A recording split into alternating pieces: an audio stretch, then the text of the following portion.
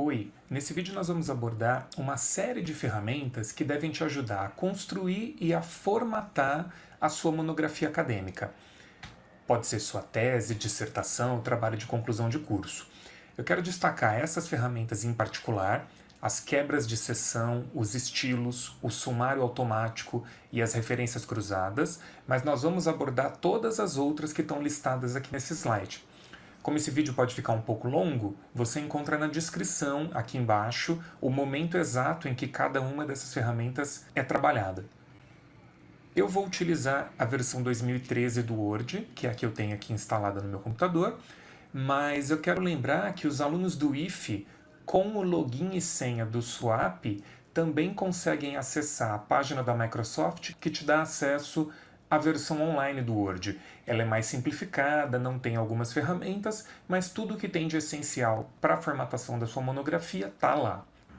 Pois bem, eu criei esse modelo simplificado de monografia aqui no Word e o arquivo está disponível para download se você quiser usar como um exercício de formatação, logo embaixo da descrição do vídeo. Esse modelo tem uma capa, a folha de rosto, que é a que destaca o nome do aluno e para qual curso está sendo apresentado esse trabalho. Tem também uma página de resumo e a partir daqui eu deixei o texto indo direto para uma introdução genérica sem uma formatação adequada. O que a gente vai fazer para treinar como exercício é formatar esse texto aqui. Tem 4 páginas de texto. A primeira das ferramentas que eu quero chamar a atenção é essa que fica aqui, já no menu Página Inicial, essa galeria de estilos de formatação. O uso dessa ferramenta vai organizar tremendamente a estrutura do seu texto. Então vamos lá. Eu vou começar formatando do jeito que eu achar que fica melhor os primeiros tópicos desse texto e logo em seguida eu vou usar a ferramenta da galeria de estilos. Então, por exemplo, a introdução, eu quero que ela seja numerada, como prega a BNT. Então eu vou colocar essa estrutura de numeração sequencial. Eu quero que ela seja toda em letras maiúsculas e já está em negrito. Tamanho 12, está de bom tamanho. Ótimo, assim vai ser o meu estilo da introdução, ou o que enuncia cada um dos meus capítulos. O texto, vou selecionar esse parágrafo, vou colocar fonte tamanho 12, um recuo na primeira linha de 1 centímetro, espaçamento de 1,5 e alinhamento justificado, como tem que ser a estrutura de um texto acadêmico, tá prontinho. Aí eu vou para o primeiro tópico de subdivisão dessa introdução. Vou selecionar e aplicar o sistema de numeração.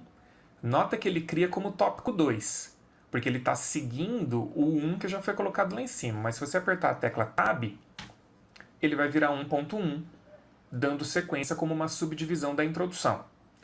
Perfeito. Aqui eu vou ter, nos objetivos gerais específicos, seria o meu segundo tópico de subdivisão da introdução. Vou deixar para formatar ele já já. Aqui eu tenho uma citação, é diferente do que a gente viu até agora. Vou selecionar a citação e a ABNT me pede um recuo de 4 centímetros da margem. Também que eu diminua o tamanho da fonte. Vou colocar tamanho 11 e vou colocar um espaçamento de 1.15. É a opção padrão aqui. Joia, está formatada a minha citação.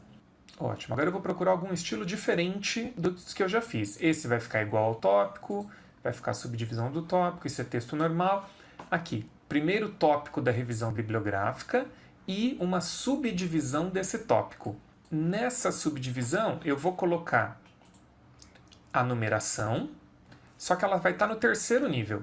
Nota que ele colocou aqui 1.1.1, porque ele está fazendo referência ao último item que foi numerado. Lá em cima, esse 1.1. A gente vai consertar isso agora. Vamos lá.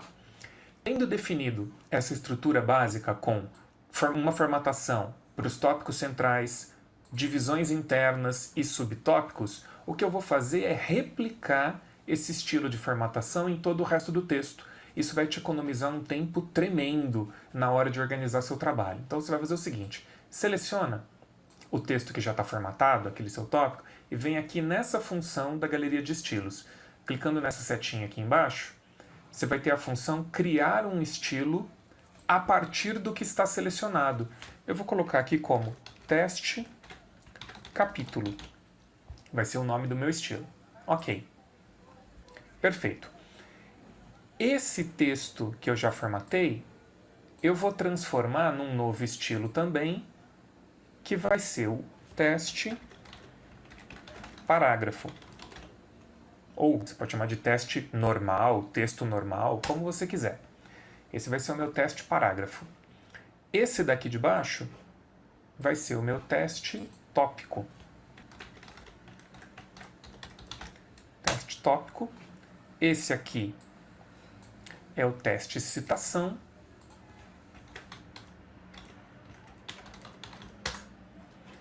E o meu subtópico, que é a segunda divisão interna. Recomendo que você não use mais do que 2 subdivisões, porque o texto vai ficando feio, né? Esse aqui vai ser o teste subtópico. Pronto. Nota que como eu dei o mesmo nome para cada um dos meus estilos, eles aparecem aqui um do lado do outro nessa lista. Essa é uma dica boa. Usa a sua inicial para indicar cada um dos estilos, assim vai ficar fácil de encontrar. A vantagem começa a aparecer quando você percebe o seguinte, ó. Eu vou selecionar esse texto, que deve receber uma formatação de parágrafo normal. Eu clico aqui, teste parágrafo. Ele já formata igual ao padrão que eu defini acima. Esse daqui, que tem o mesmo valor do primeiro tópico da introdução, eu vou definir como teste tópico.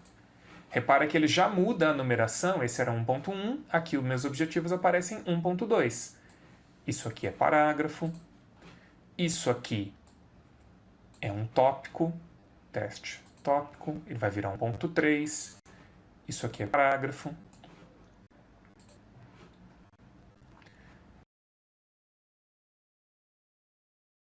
O primeiro tópico da revisão bibliográfica eu vou tratar como uma subdivisão da revisão, então isso aqui é teste subtópico. A subdivisão do tópico também se refere a essa revisão bibliográfica da justificativa. Isso aqui é parágrafo. Tudo isso aqui é parágrafo, até a figura. Opa! Aqui eu posso criar uma formatação nova para a indicação da figura. Ó. Eu posso criar um padrão com um tamanho de letra menorzinho e formatar isso com o estilo figura. Estilo, teste, legenda, que vai valer para figura, tabela, qualquer um. Ok. Metodologia tem o mesmo valor de um capítulo, então ele vai virar o item 2. Tudo o que eu tinha até aqui eram subdivisões da introdução. Esses são parágrafos. Resultados é um novo capítulo, vai virar o 3. Aqui, por alguma razão, ele não aplicou o estilo de formatação com as letras todas em maiúsculas. A gente pode corrigir isso editando o próprio estilo. Vou clicar aqui com o botão direito no meu teste capítulo e vou em modificar. Na formatação de fonte, eu tenho a opção todas em maiúsculas. Ok e ok. Isso deve atualizar esse e todos os outros resultados que eu usar a partir daqui. Então, isso é parágrafo. Tópico. Teste tópico. Opa, aqui eu cliquei no subtópico, então é aqui. Tópico. Parágrafo.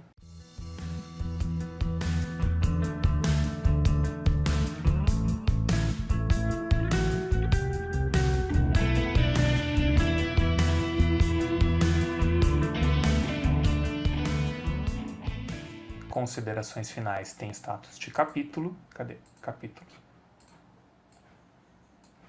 Tudo isso aqui é parágrafo. E as referências bibliográficas também entram como item numerado. Capítulo. É o meu último item. Ótimo. Até aqui a gente usou a ferramenta de estilos para criar e replicar esses estilos de formatação que vão subdividir o texto.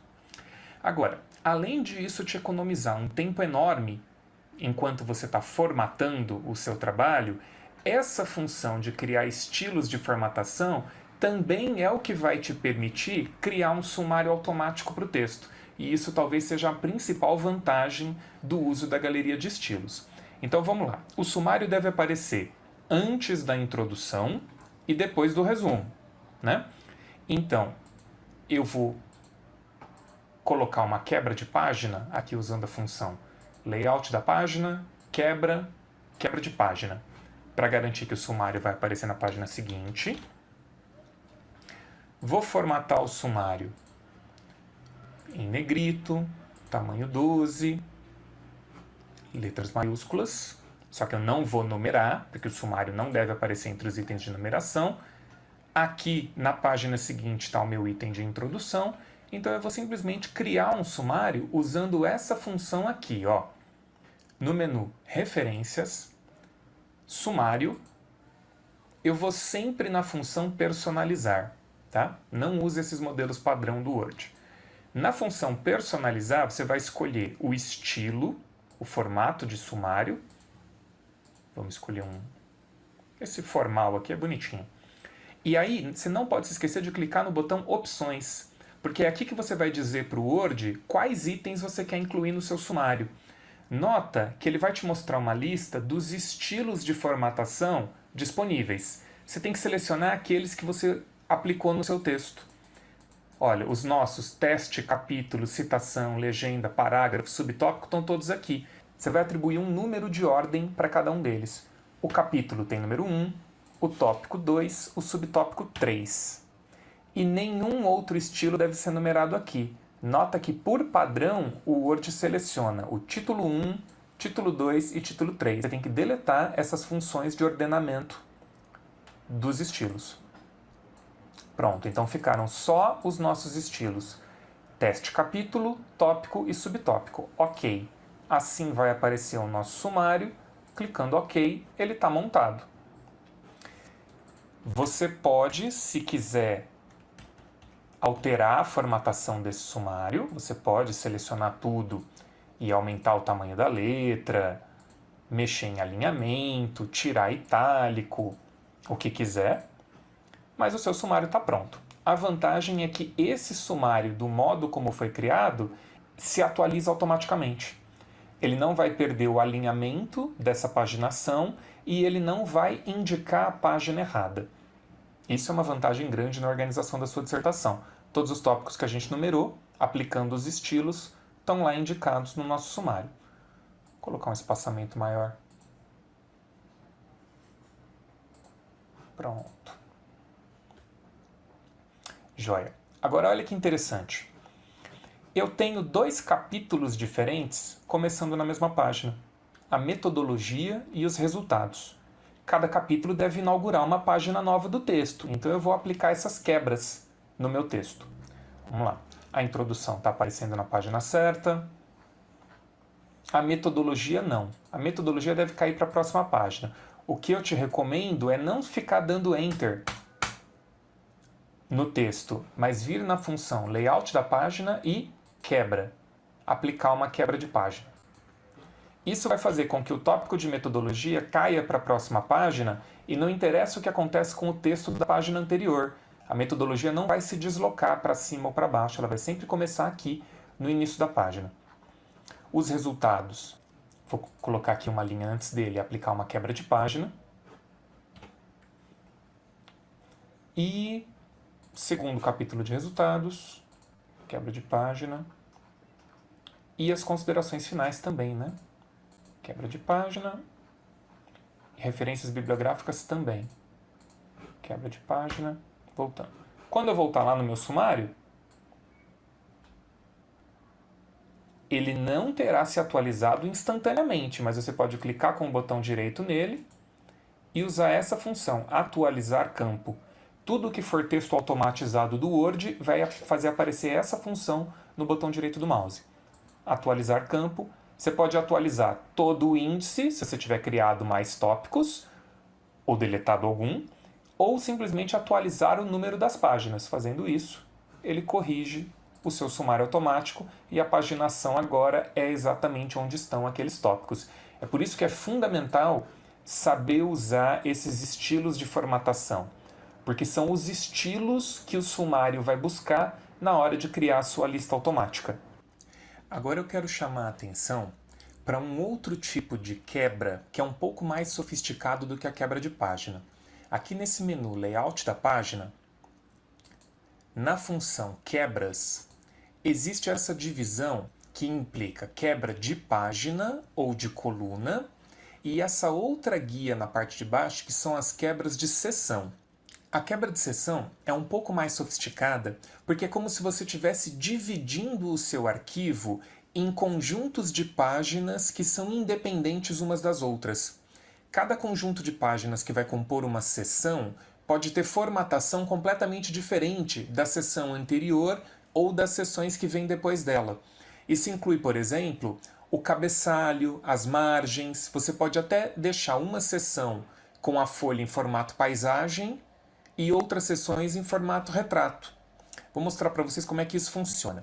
Isso aqui é útil porque no texto acadêmico as páginas devem ser numeradas a partir da introdução. Até o sumário, todas as páginas contam. No entanto, o número só deve aparecer a partir da introdução. Se você der 2 cliques aqui nessa borda superior de uma página, você abre a função de cabeçalho do Word. E aqui nesse menu Design que está vinculado ao cabeçalho, você pode inserir o número da página e eu vou colocar ele do lado direito. Então tá lá, aparece a numeração 6. No entanto, nota que ao fazer isso, essa numeração da página seguinte vai ser 7, na anterior, que é a do sumário, aparece o número 5. E eu não quero que essa numeração das páginas anteriores apareça. A única maneira de fazer isso é com a função quebra de seção. Então vou mostrar para vocês como é que funciona. Ó, vou dar 2 cliques aqui de volta para voltar para o texto. É bastante útil para essas marcas de formatação usar essa função aqui que se chama mostrar tudo. Está no menu página inicial. O mostrar tudo, ele te indica quando é usado a tecla Tab, por exemplo, quando que é dado um toque na barra de espaço, aqui fica aquele pontinho entre as palavras. Ele te dá a marcação de funções que não serão impressas no arquivo. O importante para a gente é que ele mostra onde foi aplicada a quebra de página. Ó, ela está aqui. Se eu deletar essa quebra de página, a minha introdução pula para a mesma página do sumário. A única coisa que eu vou fazer aqui é, ao invés de incluir uma quebra de página, vou colocar uma quebra de seção. Layout da página, quebras de seção iniciando na próxima página. Está aqui. Repara que o tipo de marcação que aparece no texto é diferente, ele indica quebra de seção. Isso quer dizer que o texto, a partir da introdução, é um bloco de páginas independente do que vem antes. Pronto, eu vou desativar a minha função mostrar tudo, para o texto ficar mais limpo, e agora vocês vão perceber o seguinte, quando eu clicar aqui nesse cabeçalho, eu tenho a opção de vincular esse cabeçalho ao cabeçalho da seção anterior ou não. Se eu desmarcar essa função, pronto, desvinculando, esse cabeçalho passou a ser independente do que vem na seção anterior. Então eu posso subir aqui na página do sumário e deletar essa numeração. Isso vai apagar a numeração das páginas anteriores, mas vai preservar a partir da introdução. Está lá, o 6, 7. Não afeta a marcação do sumário, mas só omite a numeração nos elementos pré-textuais, como pede a ABNT. Então é isso. É importante saber trabalhar com as seções para você conseguir, no caso mais simples, numerar as páginas só a partir da introdução. Para quem quiser, eu vou só dar um exemplo de outro tipo de formatação que você pode fazer com as quebras de seção. Por exemplo, digamos que eu tenha uma imagem ou uma tabela muito grande e que eu queira colocar em formato paisagem. Você pode fazer o seguinte, ó.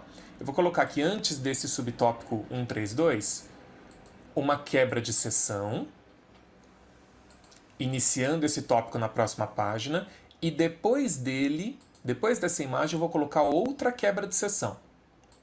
Nota que agora eu isolei essa página aqui, é uma seção independente das demais. Nessa página eu posso fazer o que eu quiser. Eu posso, por exemplo, trocar a orientação da página para retrato. Ó, repara que essa página, vou diminuir o zoom. Repara que essa página do texto fica formatada em formato paisagem, enquanto todas as demais ficam no formato retrato. Isso é possível porque ela é uma seção independente do texto agora, com as duas quebras que eu apliquei, antes e depois, né? Para marcar o início e o final da seção. Isso aqui pode ser útil se você tiver uma tabela muito grande de dados, ou um espectro, uma imagem para ser analisada, e para quem vai ler o texto impresso, não faz diferença. Mas para quem vai ler o arquivo em PDF, todas as páginas já vão estar orientadas de maneira a permitir a leitura do texto.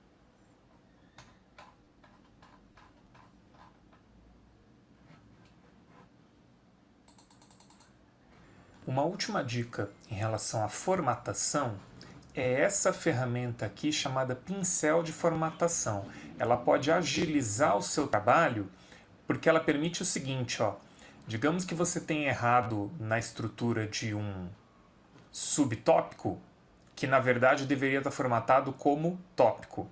Você pode simplesmente selecionar o padrão de formatação que você quer, clicar no pincel de formatação e selecionar o trecho que você quer que tenha a mesma formatação. É só isso que essa ferramenta faz. Ela copia um estilo de formatação e aplica no outro trecho de texto que você tiver colocado. Vamos tratar agora das figuras. Para conseguir criar listas de figuras, ou quadros, ou tabelas, tem um detalhe que é fundamental.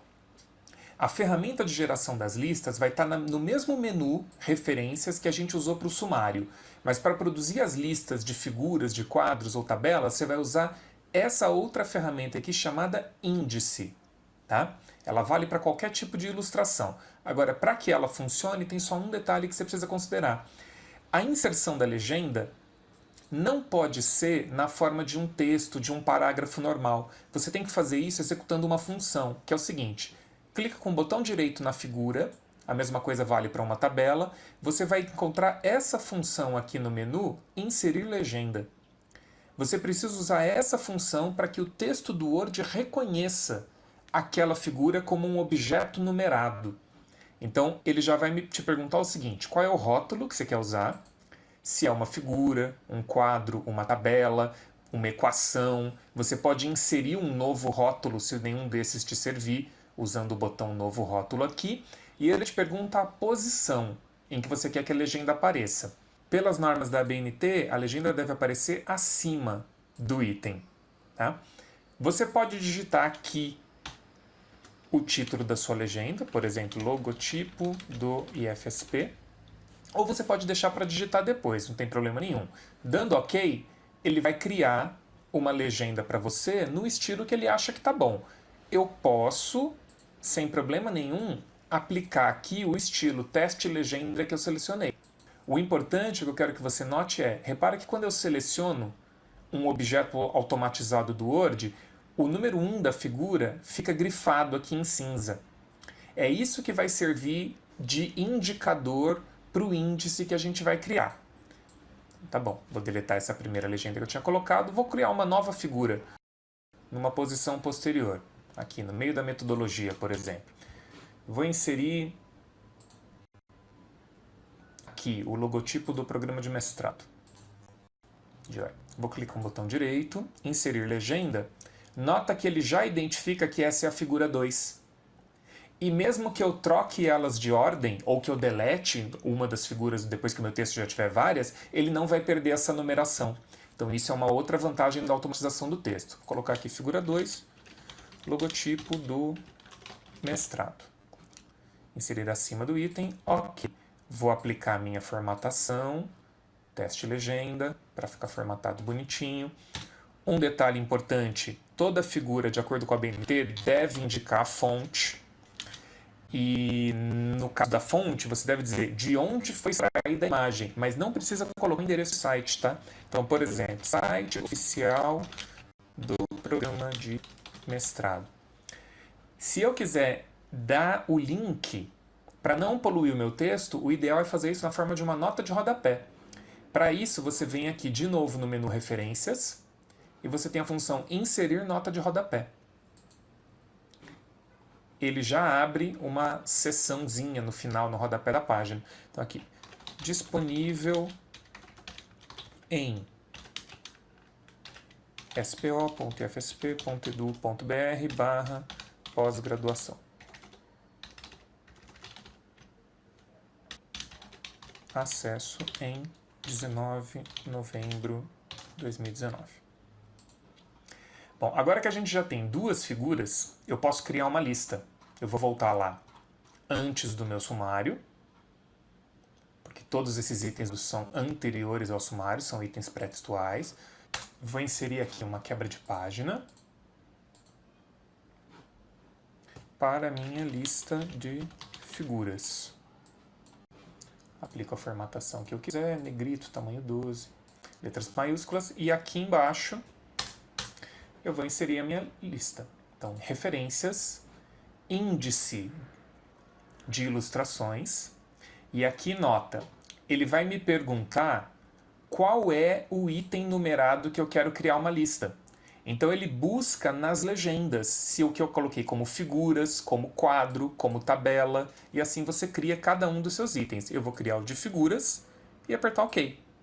Pronto, estão lá colocados. Minha figura 1, logotipo do IF, está na página 7. Figura 2, logotipo do mestrado, na página 9. Simples assim, você pode formatar, aumentar o espaçamento, mas essa lista é mais uma daquelas funções automatizadas que, se você clicar com o botão direito, tem a função atualizar campo. Então você garante que não vai errar na numeração e nem na paginação desses objetos que estão no seu texto. Para isso, basta usar a função inserir legenda. A próxima função que a gente tem para trabalhar é a de referências cruzadas. Referência cruzada já é um tópico avançado no uso do Word, mas a ideia é simples, olha. Qualquer figura ou tabela que apareça no seu texto deve ter uma referência a ela dentro do parágrafo. Então aqui, por exemplo, a figura 1 abaixo mostra a versão mais simples do logotipo. Essa referência que é feita ao texto pode ser automatizada, e isso é o que a gente chama de referência cruzada. Ao invés de eu digitar a palavra figura 1, eu uso uma referência para garantir que, mesmo que essa figura seja alterada no futuro, por exemplo, se eu incluir uma outra antes dela, o texto vai se atualizar automaticamente e passar a chamá-la de figura 2. Para fazer isso, eu venho na guia Referências e vou inserir uma referência cruzada. Referência cruzada, então, é a localização automática de uma referência a uma parte do texto. O tipo de referência que eu vou fazer para um item numerado, e eu seleciono aqui figura. Ele me mostra quais são as figuras disponíveis no texto e eu digo qual delas eu quero referenciar. Aqui é a figura 1. Eu não vou colocar a legenda inteira, eu vou colocar só o nome e o número. E inserir. Repara que ele preserva a palavra figura 1, mas agora você percebe que deu certo porque quando selecionar, essa expressão figura 1 fica grifada com um cinza mais escuro. Isso indica que é um texto automatizado. Então, por exemplo, se eu pegar aquela figura que a gente colocou na metodologia e trocar ela de lugar, recortei e vou colar aqui nesse tópico da introdução, antes da minha figura do if, por exemplo.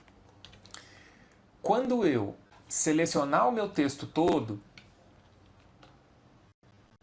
usando Ctrl T, e eu clicar em qualquer parte desses textos automatizados, vai aparecer a função de atualizar.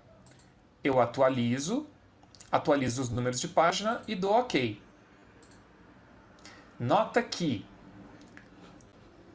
onde estava escrito figura 1 passou para figura 2, porque essa agora é a segunda figura do meu texto.